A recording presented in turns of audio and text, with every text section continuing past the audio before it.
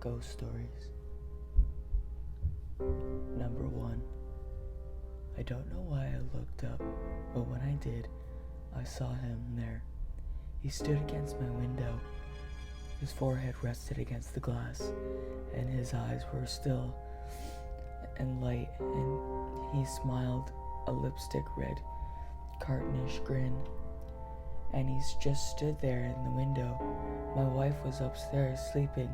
My son was in his crib, and I couldn't move. I froze and watched him looking past me through the glass. Oh, please, no. His smile never moved, but he put a hand up and slid it down the glass, watching me with matted hair and yellow skin and face through the window. I couldn't do anything. I just stayed there frozen, feet still in the bushes. I was yearning, looking into my home. He stood against my window. Don't be scared of the monsters. Just look for them. Look to your left, to your right, under your bed, behind your dresser, in your closet, but never look up. She hates being seen.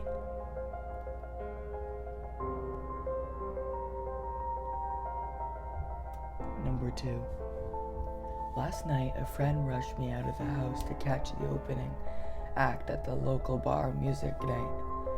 After a few drinks, I realized my phone wasn't in my pocket.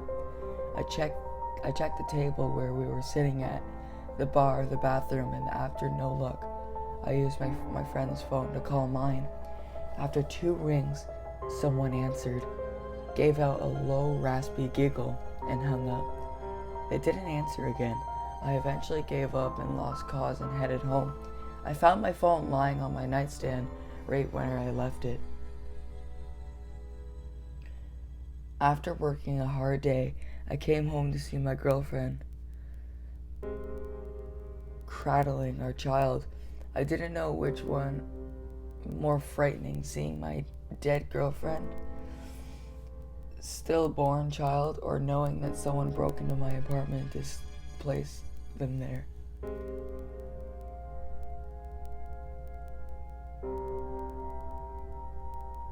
Number 3. To celebrate their first year in university, 6 friends went camping in the wilderness. After driving for several hours from the nearest town, they discovered a lagoon nestled beside the cliff, ideal for driving. They set up camp in the woods nearby, spent an evening swimming in the warm, clear water. As the sun sunk below the trees, one of the friends went up to the highest point of the cliff and jumped off, while the other 5 watched. Their laughter slowly subsided as they waited for him to the surface.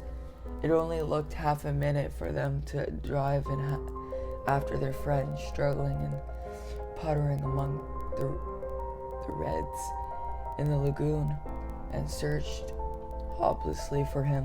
Finally, they disintegrated themselves and gave up, but they never saw their friend again.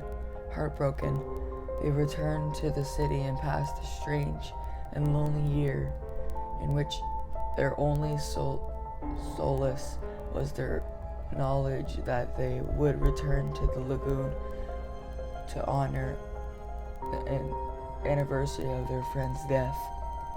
A year passed, and they returned to the lagoon as a memorial.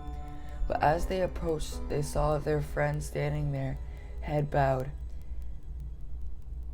Accidentally, they called to him and began running towards him, but he didn't turn. As they got closer, they called him more desperately, but still to no avail.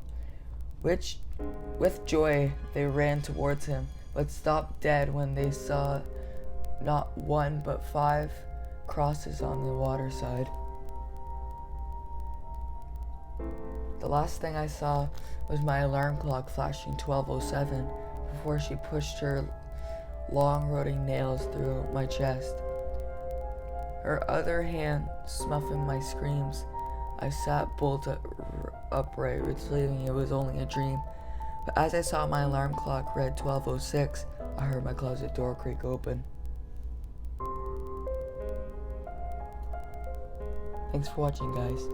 And if you have any of your own scary stories, put them in the comments and maybe I'll read them in a video. Yeah. Bye, guys.